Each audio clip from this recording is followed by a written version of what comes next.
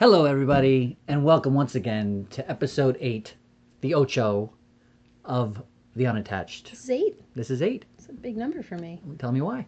It's a lucky number. Nice. Because it's a 3 flipped. Right? So it's like a 33 looking at itself. Kind of. Or a 3 that keeps looking over its shoulder. Just in case. But you were saying. Right. Episode 8. She's Theresa Hesga. He's Ryan Stanley. And we are here to converse for your audio and listening pleasure. Converse about the universe, really. It's kind of rhymes. That's where I was going with that. I know. I was going. Okay, sorry. Anyway, today we are here with episode 8. Our intention was to come in and discuss Ernest Shackleton. What a guy. Who's a... Ernest P. Shackleton. Is a legend. He is a legend. He was the captain of the... Endurance. The Endurance. Yep. Is one of the most legendary tales of survivorship. If not the most. I mean, there's a lot out there, but this one's pretty much. And, we refer to him a lot because... I can say I refer to him in conversation with you frequently because I use it as a coping scenario. It's right? a coping mechanism? Right. And actually, I just did some more research on him yesterday to prepare for our conversation today. This is a podcast. Yeah, I know. Well, Welcome. somebody could be listening on the phone. You never know. Therefore, maybe it's a call to them. I digress once again. But anyway, so now I don't even know what I was talking about. Ernest P. Shackleton. I know that part. The coping mechanism Yes, with which you use and toss his you. name around Right. pretty much Casually, daily. like he's just some dude. As do I, but Absolutely. same but different. Like I can always say, at least in our worst day, at least I'm not Shackleton. Yes, and you do often remind me of Shackleton, T-Money, Shackleton. Just don't worry about it. It's there. Could all be good. worse. And so it's a combination though. So that's A. B is that he really came through absolute horror and terrible things with 28 other men to survive and go on to do great things. 28 dudes. Survived after a long... I can get into the story a little bit, so in case people can Google it, but we'll get into some of the details. But so sometimes when I say, well, at least you're on Shackleton, or it's like, okay, so if we're going through a tough time, we'll say, well, you're at this part of Shackleton's journey, where we know from knowing the journey that it's almost the end. You're on Elephant Island. Yeah, you made it. You're on Elephant Island. Just don't go to sleep. Yeah, whatever you do, keep moving forward. Yes. Stay awake, stay warm. But now, more recently, by the way, we haven't discussed this yet. Oh no. No, it's not a bad thing. I was going to say, did they disprove Shackleton? No, he he's still there. No, it's a ghost or a legend? They've actually traced his steps and done the same thing he did. But after doing a little bit more research, I'm realizing not only was his steadfastness and his optimism and his his ability to get through such a tumultuous situation amazing, but his leadership during the situation is what I learned a little bit more about yesterday to get some insight on. Really? Okay. So Shackleton, I'll give the shortest version I can, and feel free to tag him with any. What do you think? Go ahead. Do us all a favor here. Yeah. And give us the highlights, but don't leave out anything good, but don't give away too much. Tall order, I know. It is a little but difficult. it's a really incredible story, and there's certain things that are just really amazing about it. So All right. do your thing and do it a service if you could. I will. I'll do my absolute best. I'm not attached to anybody's opinion. I think I might be. I'm here. feeling that. I'm feeling your attachment. Because it's such a pivotal. It was a really. And I encountered Shackleton at such a great time, so I had a really, it was really impactful. So I'll be here. I'll be here the impactfulness. curating the experience for all of us. Throw in the reminders of the details. But wait. Don't forget this. There was snow.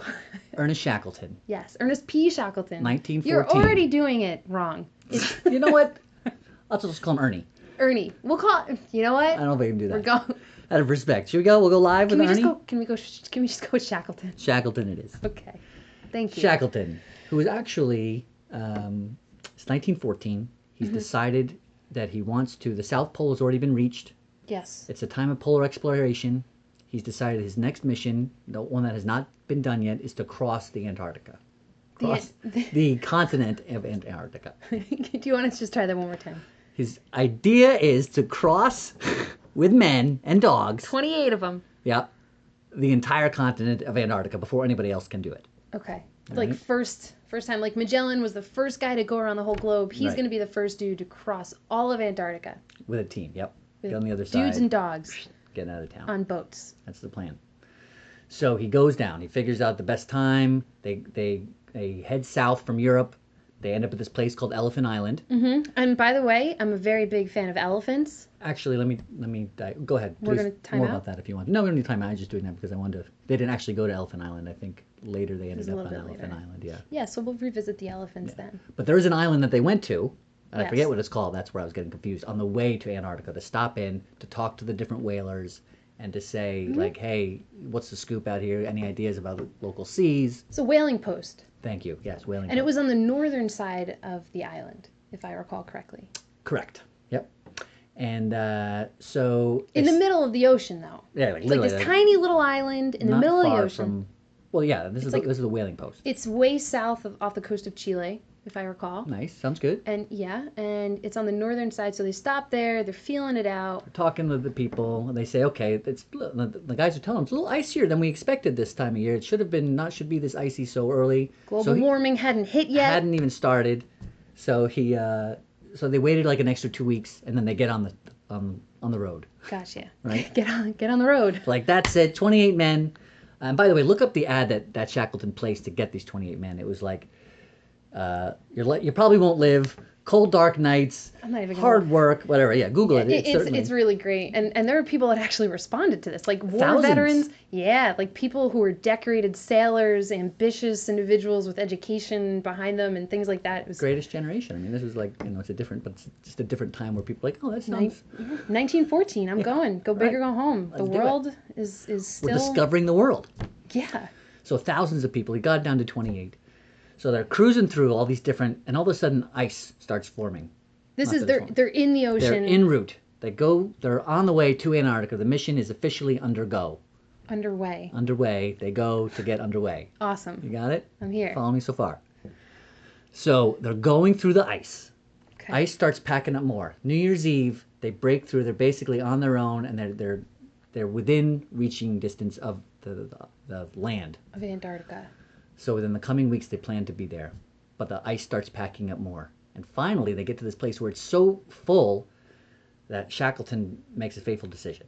Yeah. He says, I think we're about it. I'm making this up. We're But frozen in. well, they're not frozen in yet, but they're breaking the ice and they're getting through. Okay. And they actually filmed it. They had cameras with them, and you can see it. If Yeah. you look it up on YouTube. I remember when you had me watch the thing. The Nat Geo YouTube. Yeah, it was like a something. PBS special. Yeah. There's like actual video of it. It's really, really cool. And some really beautiful photographs because they had a pretty stellar photographer. Actually, they lost most of them, but But the we'll ones get to that later. they had, yeah, I mean, you can Google them. They're pretty cool. But So he says, okay, listen, we're close enough. Let's just pause tonight. Maybe in the morning it'll be gone. That was not a good idea. magically, these Those might not have been his like- exact words. it was like 8 feet deep, Right. like 5 feet of thick Arctic drifts. Maybe in the morning. There was Maybe stuff they'll be off gone. in the distance that was breaking up. So I think they assumed, like, listen, if we just make it till morning, then we'll get over there, we'll get to the island, we can start our trek tomorrow. Mm-hmm. So this did not happen. Everything froze really, really tight, and all the things they had on the boat were necessary for their journey.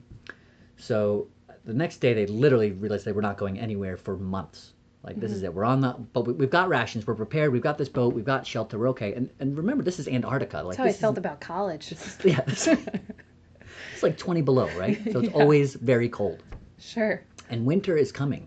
Like, meaning this is not a Game of Thrones thing. This is Winter was actually, and it's winter was- Antarctica. yeah. You're on a boat in the middle of the ocean in an ice drift. for us, summertime is May through, for them, that's winter. Yeah.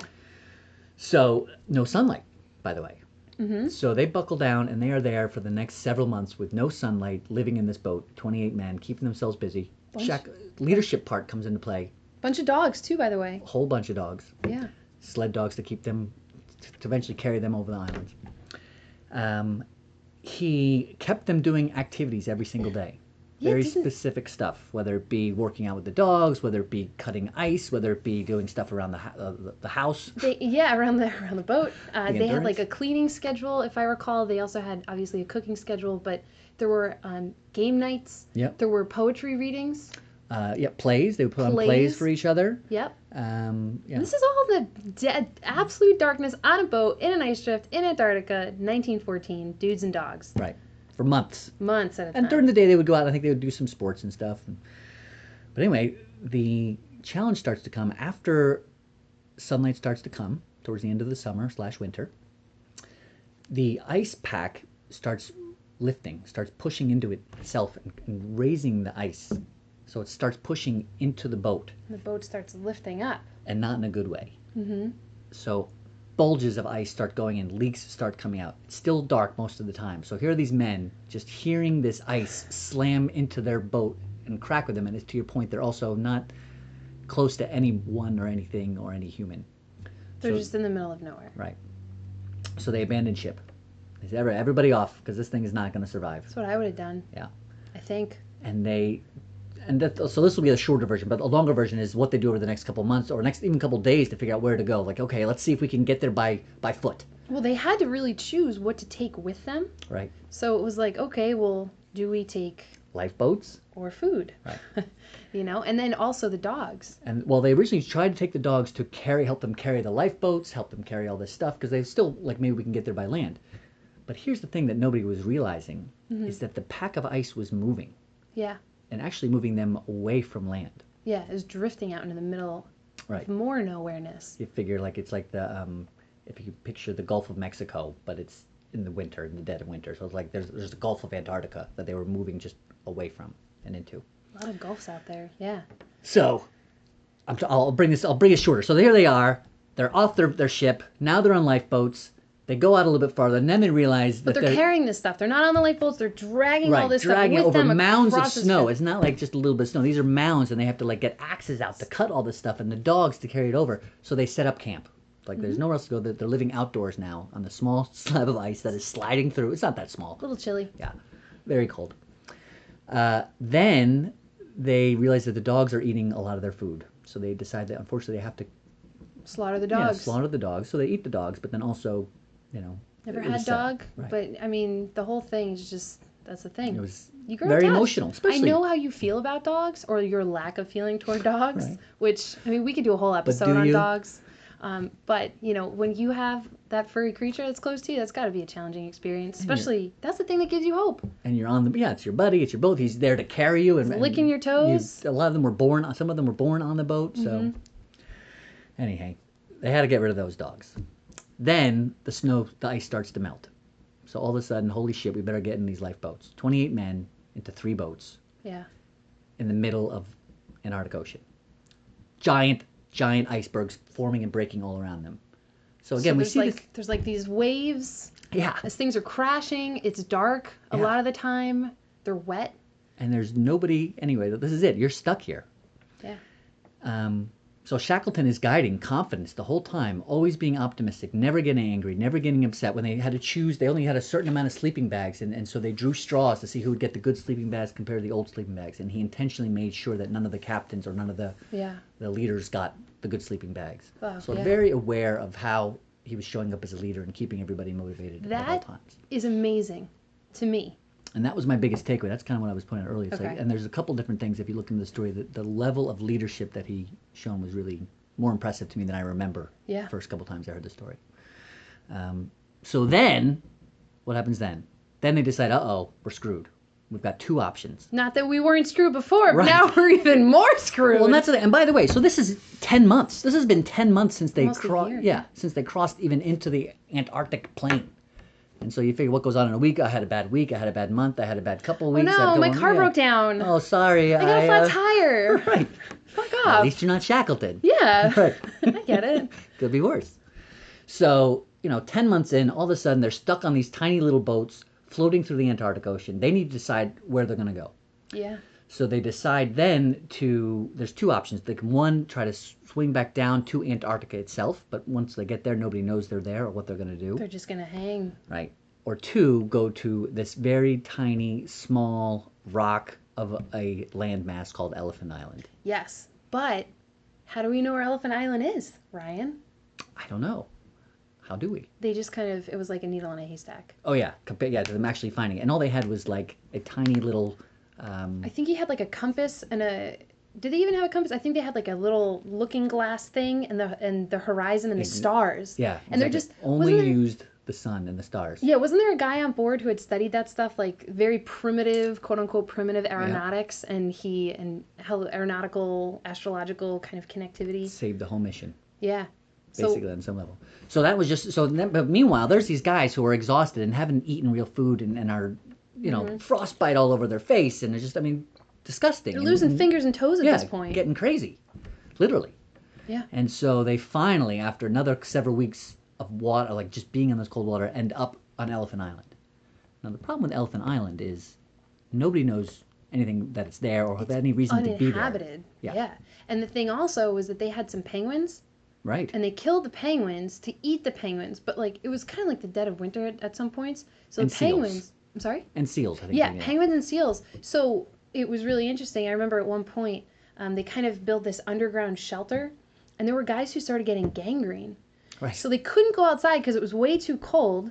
So now they're in this underground shelter with like this Caves, putrefied basically. flesh of their I guess cave mates at this point. Right. And they got so desperate that the penguins that they had killed and the seals that they had eaten and they had buried the carcasses, they got so hungry that they actually ended up digging up those putrefied seal and penguin carcasses and trying. They couldn't hunt new ones. Yeah, and they basically ate the putrefied flesh of these mammals that they had killed weeks before, sometimes months before, smelling the actual putrefied flesh of the guys who were suffering from gangrene and frostbite.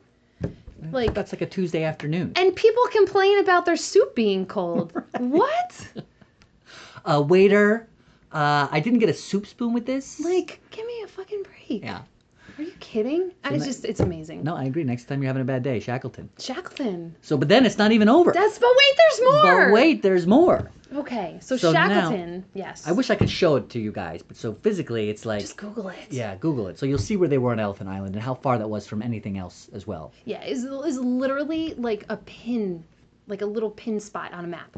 And the neat part, actually, let me go back to this from the leadership standpoint. So what I liked about this, so Shackleton's mission was originally to be the first man and team to cross Antarctica, right? That was his mission. Totally. That was a no-go. That was not able to be done anymore. His new mission became to get every single one of those men home alive. Yeah, which is really cool. Like I get chills thinking about it because you got the little goosebumps. Going on there, yeah. Look at that.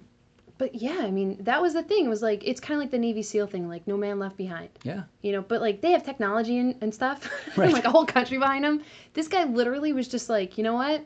Unacceptable. Every single one of my dudes is coming home with me, flat out. I will accept nothing less, period. So what does he do? They take the 3 lifeboats. One of them was kind of not doing well. They take the largest one, and they break off pieces of the other 2. There was a carpenter who was with them. And they build the one to be as strong as it possibly can be. So they've now marooned themselves. There's no chance of everybody's getting off this island unless they come back with somebody. Mm-hmm.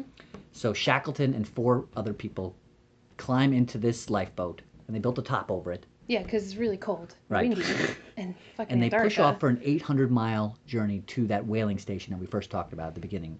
Yes, and the whaling Georgia station. Island, maybe. Go ahead.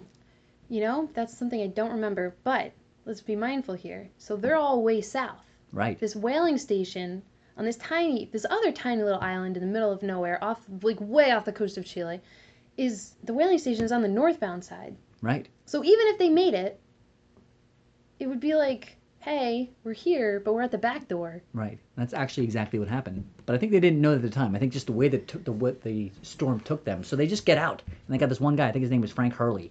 Hurley. Right. Yep. And Frank Hurley is the one who's doing the navigating. And he's the one they said there's like 3 men lying down in a tiny lifeboat with rocks all underneath them, because they needed a certain amount of weight in it to keep it strong in the waves.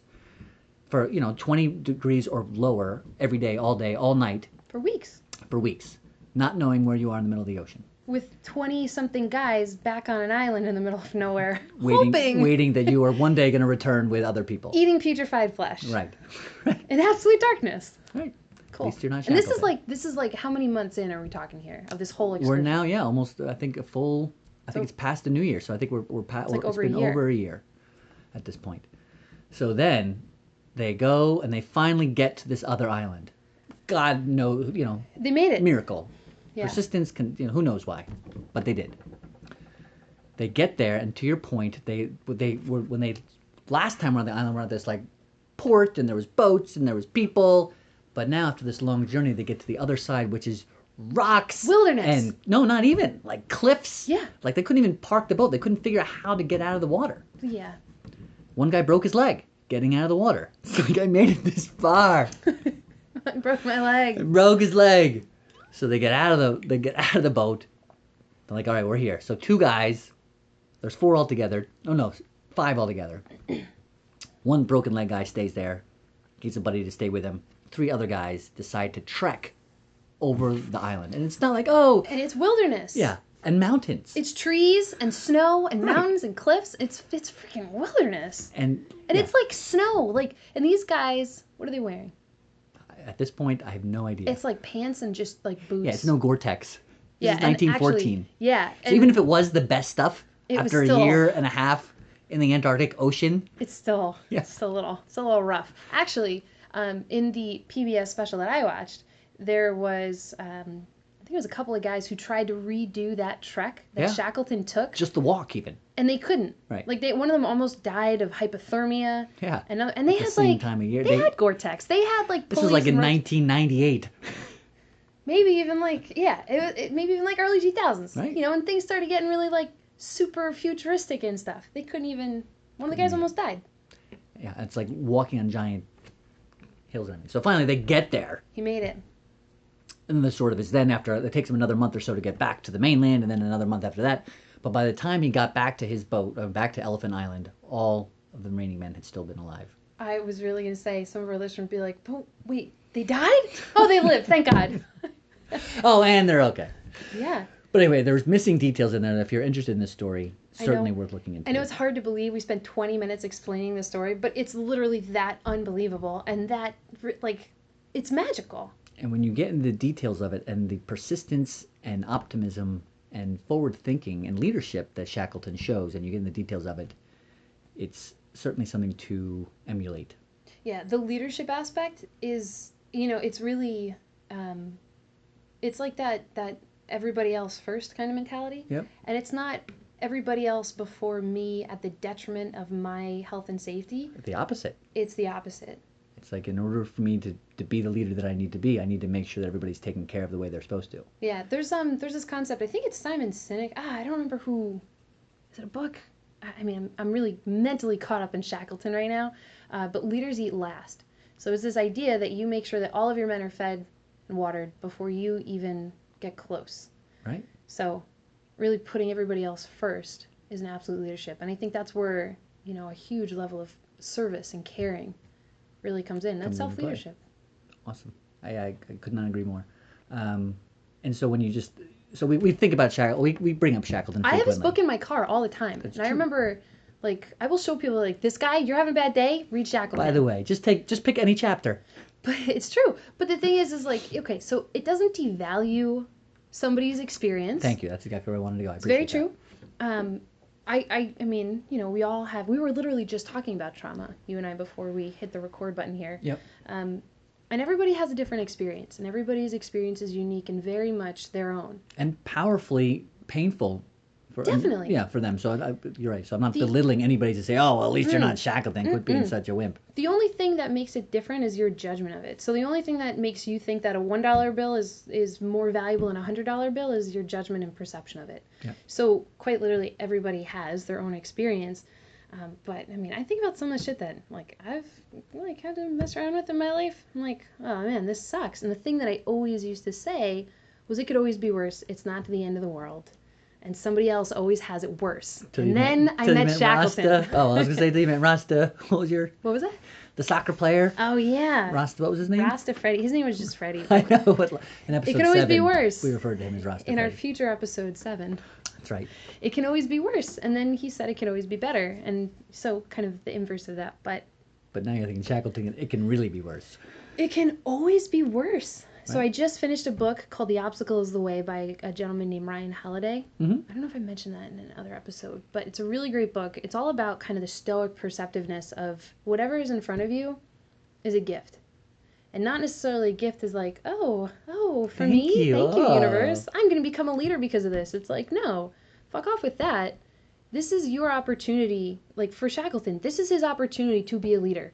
It's over 100 years later, and there are two idiots, you and I, sitting talking about him. Yeah. And his incredible level of self-leadership and just the resiliency, like creating meaning and purpose for these guys who quite literally, like the fact that all of this actually circumvented and panned out, the odds are astronomical, you know? And so we always say, now that you have a little more detail in the story, it's like, listen, man, you're off Elephant Island. You're already off the lifeboat. You made it. You made it to the whale port. You just got to cross the island. Oh my gosh. Keep going. And the amount of times you've said that to me in the last, 2 years?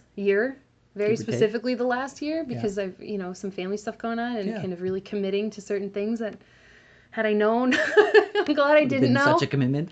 Yeah, and you write a blank check with your time, not really knowing. I think that's the last time I'll do that.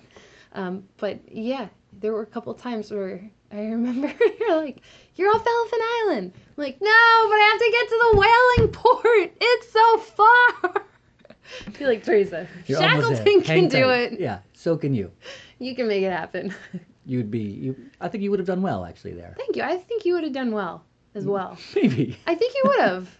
People rise to the occasion. It's true. You're a slouch most days. Yeah, but, I get bad days.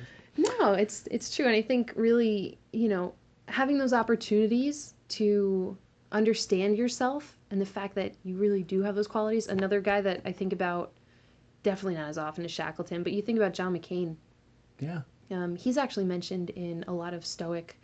He was considered to be a bit of a Stoic. When he was interned, they actually volunteered to let him go. And he said no because of his men, or let his men go instead, right? Yeah. No, yeah, he didn't, he was just like, no, what kind of, like, that's gonna, no. Yeah, and that actually Shackleton gets a lot into just how things, from a leadership standpoint, like there was one guy who turned on him. Mm-hmm. Turned on him during the trip and said, "Listen, you don't know what you're talking about. This is we're not going the right way," and like broke chain of command. And boy, was he wrong. Yeah. And Shackleton never forgave him. I mean, after they got back and they got back to back to Europe, everybody got medals of something, and that guy was not allowed. Yeah. And there's a couple other things that I don't think. Okay, so that's the thing that so I don't struggle with forgiveness, but I do forgive. Right. I even told my brother the other day, I was like, dude, I'm bad at holding a grudge, but for a little while, right. I think about it, which may seem like I'm holding it. And I guess I am, but at some point, Marcus Aurelius, he talks about when Claudius, I think it's Claudius, betrayed him. And, one of his top generals, dearest lifelong friends, he basically staged kind of like a coup in a far-off spot. And yeah. Marcus Aurelius, his whole thing was, the only thing that I wish is the opportunity to forgive him. But unfortunately, Claudius died. He was assassinated before Marcus Aurelius could get there and forgive him.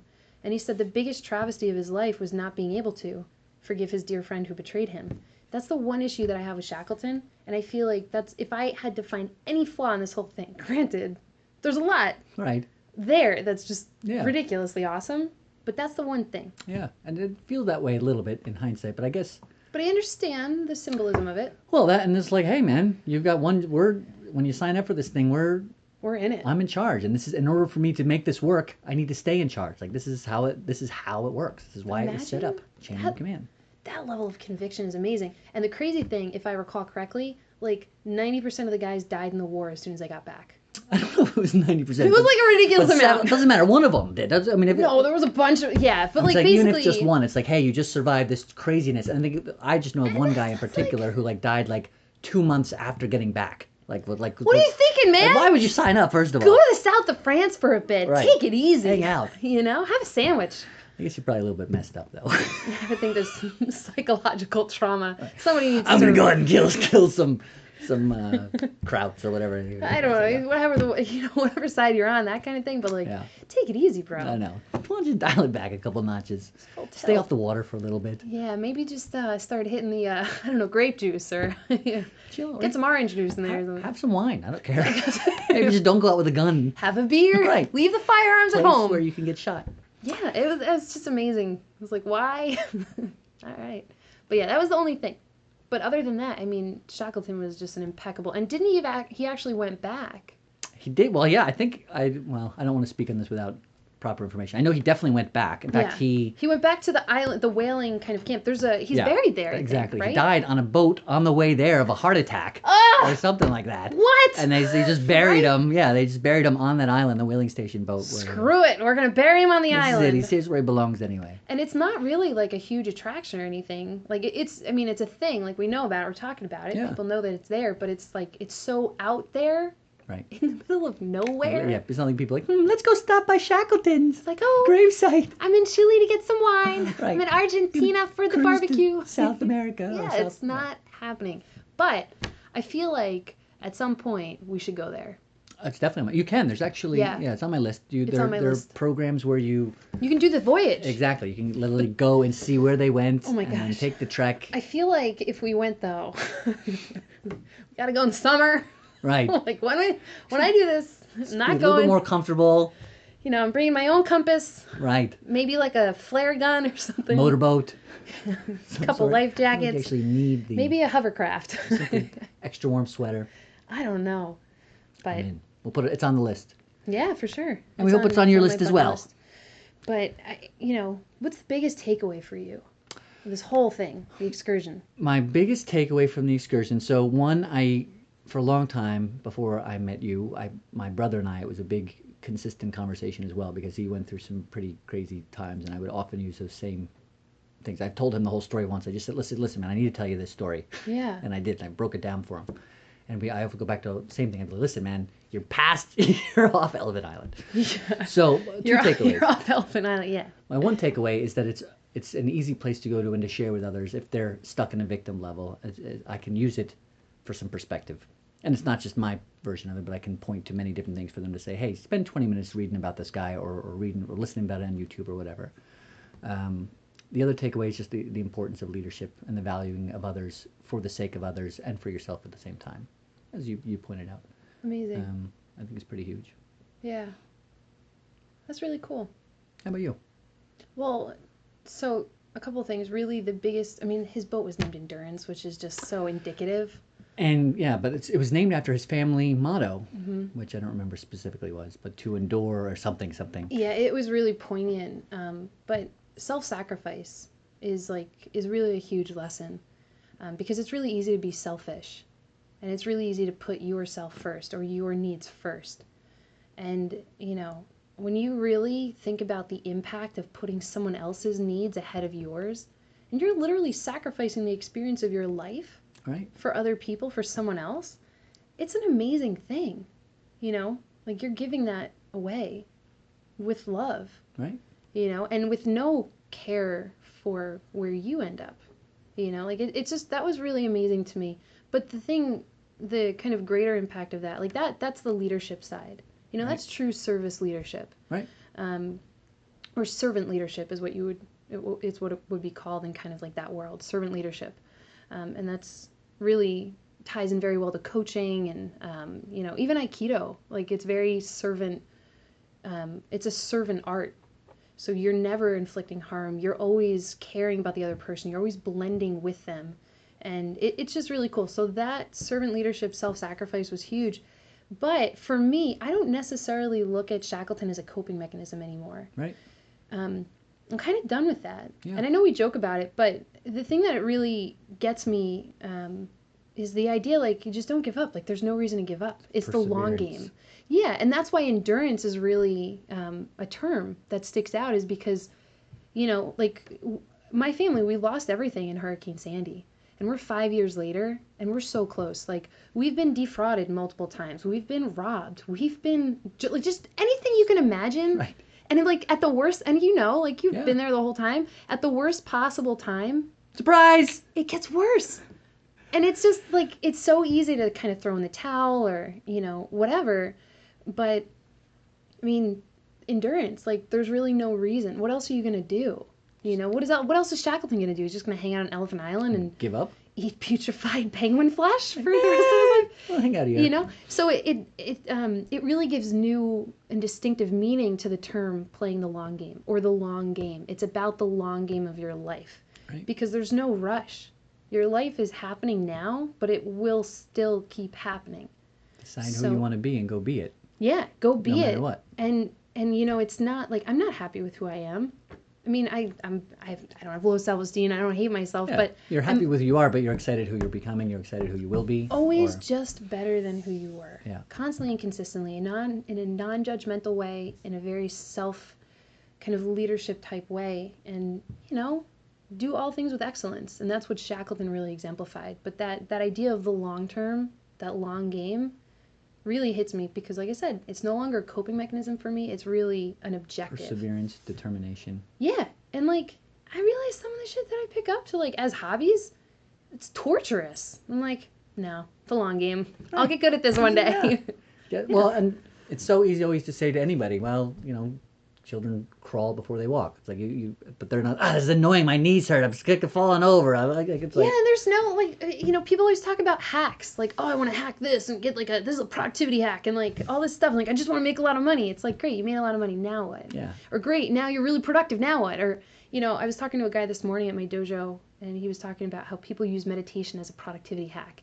And I was like, man, when you use a hack, you become a hack. Because you circumvent the journey, and the journey is what makes you who you are. Right. It's just a really cool thing. It's a big takeaway. Yeah, it's exciting, and it really gives you, we talk a lot about gratitude. Yeah. So it really kind of throws you into living into a space of gratitude. And granted, we're human, so we have the human experience. There are times when you do feel despairing. There are times when you do, curse the gods, and it's like, why? Why me? Yeah. I feel like that every once in a while. It's very human. But when you really circle it back around, be attached to nothing and open to everything. Yeah, life is literally a gift. Every single second is a gift. What are you doing with it?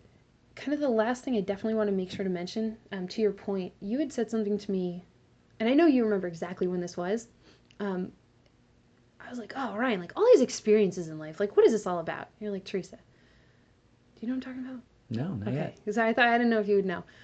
You're like, when people talk about all the experiences that make you who you are, it's not like these big things like, oh, you graduated college, or like for me, it's like, oh, you built a house, or oh, you demolished a house, or oh, you went on this trip, and you have these big defining experiences.